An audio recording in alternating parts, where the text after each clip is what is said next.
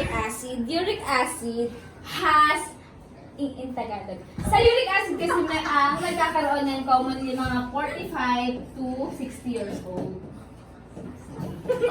Ano ba yung uric acid? Okay, ito na nga natin. Uric acid, ito yung mga salt sa dugo natin. So for example, ito yung veins. Veins. Laki ah. Ito yung flow ng blood.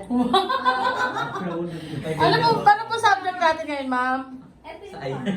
Ma'am, ano po subject natin ngayon, ma'am? Tangin ang kamay yan. Meron tayong ankle, di ba?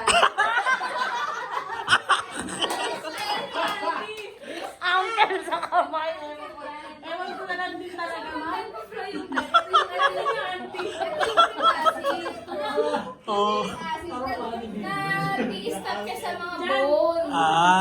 Ganito. Ano yan uli? Bumara dyan yung uric acid. So pag nagkaroon ng uric acid dyan, lulobo yung kamay mo. Ang tatagating manas. Ang manas kasi pwede Manas. siyang matus na gano'n. Yung uric acid kasi lulobo talaga siya. Oh. So, ang Ano po prescribed symptoms? ng doctor, Symptoms po muna. Ang symptoms is lulubog. Lalaki talaga yun. Lalaki po. Oo, lalaki talaga yan. Tapos kasi yung uric acid, nagkukos siya Ano? ng enzymes. Kahit saan ba? Curable naman po yan, Kahit saan ma'am. mangyayari yan? Dito lang siya sa kamay at dito sa may bone. Sa paa. May cure naman po yan, ma'am. Yes, may cure yan. Ang cure niyan is yung iniinom na Corospik.